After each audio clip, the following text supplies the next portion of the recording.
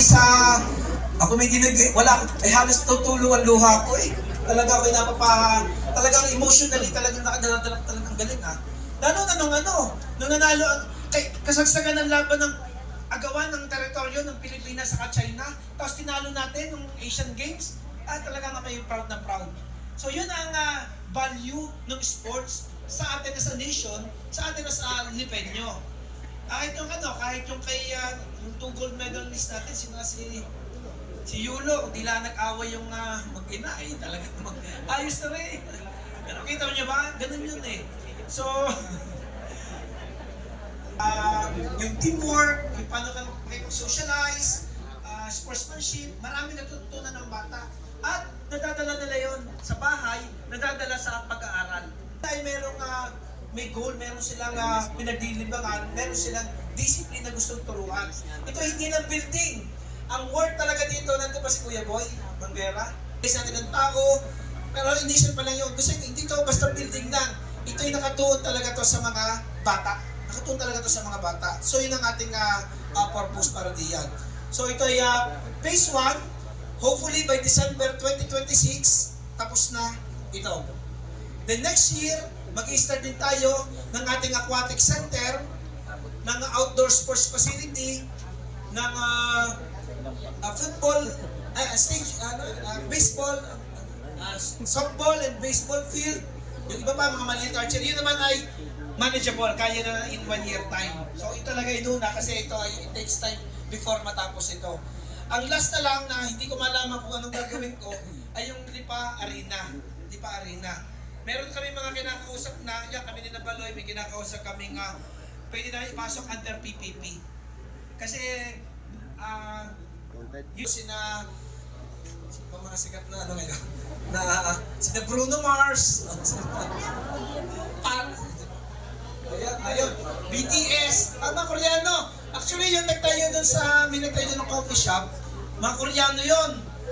Sila ang exclusive partner, official ng BTS. Kung alay mo, pumunta dito, BTS, mga ganyan. At local artists nila, para siguro mga Bini, yan, sikat-sikat na. Meron tayong lugar. Alam mo na, ba't ko naisip to? Noong magkakaroon ng pagbisita si President Marcos, di ba ang gusto niyang venue? Ang kailangan lang daw, meron daw dapat 10,000 na capacity. Walang 10,000 seating capacity ang Lipa, nakipaghagal ako hanggang 5,000. Sabi ko, meron kami 5,000. Tinuro ko yung Las Casas Recto Event Center. Yung pala man yung chinecheck ng PCG at PSG. Pagdating ngayon, kami naman nilulungo mo. Bakit? Ang bilang namin dito, mga 3,200 lamang. Hindi patong-patong ako. Pero 3,500. So, hindi napapunta doon sa FPJ Arena. Yung FPJ Arena, pinagawa kasi yun ni Senator Grace po. So, doon nakapunta. Sabi ko, pag meron tayong activity, wala tayo ding lugar. So, kailangan ng Lipa Arena. Sa kanila ipapakita kung ano. So, basically, yun ang ating general plan.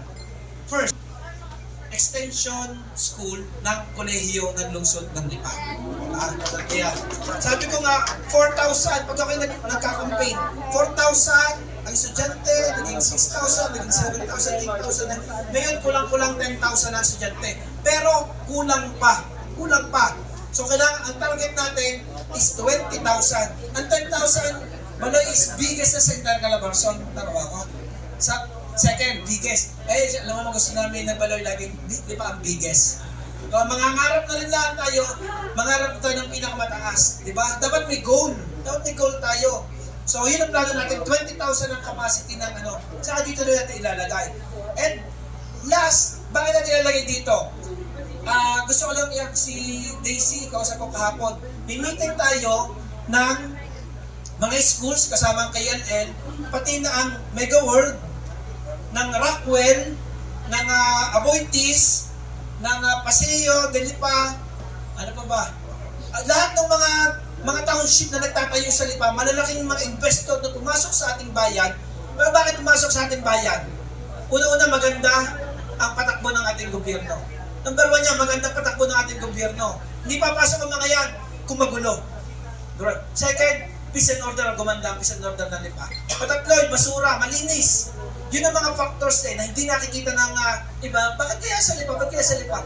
nagtatanong sa mga may, ba't yan punta ng punta sa inyo? Papuntahin mo sa amin. Aba, meron kami secret na mga lipenyo. Hindi ko sinasabi sa kanila. So yun yun. Ginagawa natin, nakipag-usap agad kami, ano ba ang i-hire ninyo? Kasi in 2 to 3 years, tapos na sila. Kailangan tayo in 2 to 3 years, ready ang manpower natin. So magkakaroon kami ng first general meeting, pag-uusapan ito ang mga course, ito ang mga skills na kailangan namin. Ay gagawin naman sa kayanan, mga estudyante dito na kayo. Then pag nag-OJT sila, doon na sila mag-OJT para pagka-graduate, may experience at may trabaho na agad. So yun plano natin dyan.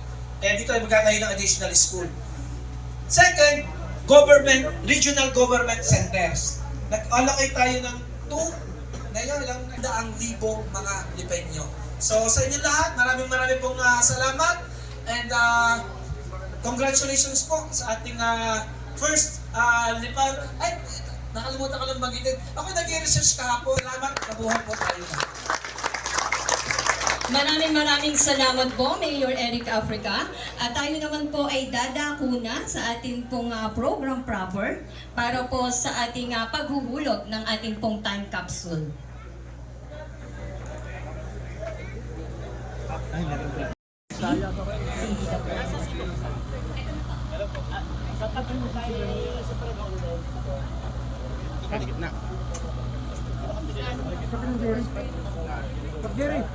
Sige po.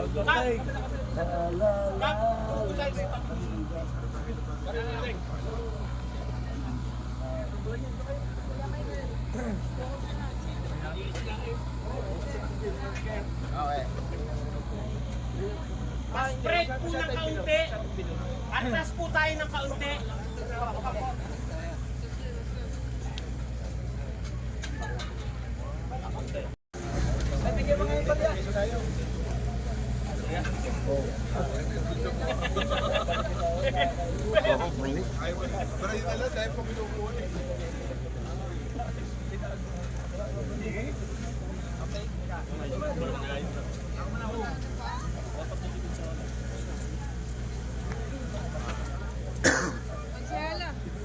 Para po mas kita kayo sa ala.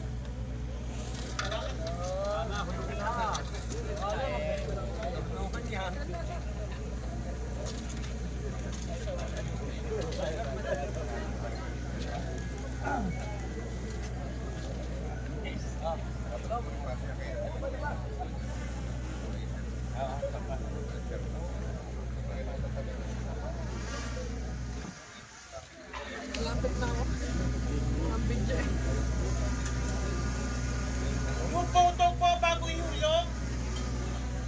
Group photo po. At backward po ng konti ang ating pong SB. Sir, okay lang yung baba niya.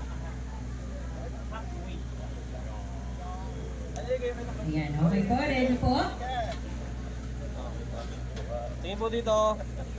Okay po. In 3, 2, 1. Sige po.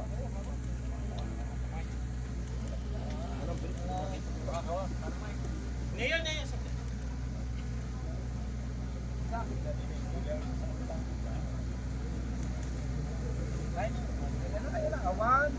One, two, three. Okay, palakpakan naman po. Ready po?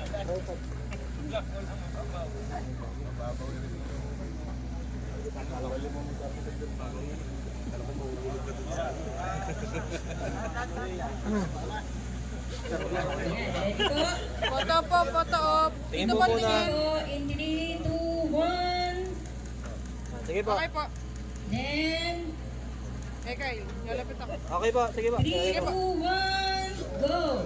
Ayan, congratulations! Para po sa ating multipurpose. Next po ang Barangay Lumbang. Then, last po ang Barangay Talisay. Kasama po si Katnoy Team Lovisio. Again po, after po ng photo, meron po tayong slug dito sa likuran. Again po may slug.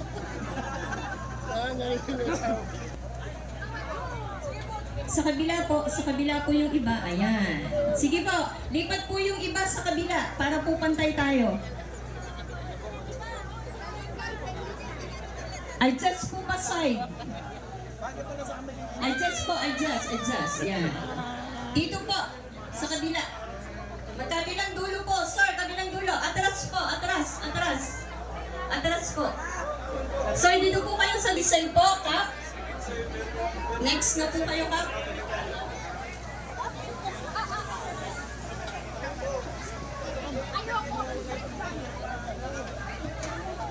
Sa nawawalan po ng cellphone, nandito po sa akin. Ipa-vlog ko, akin na. Dito po.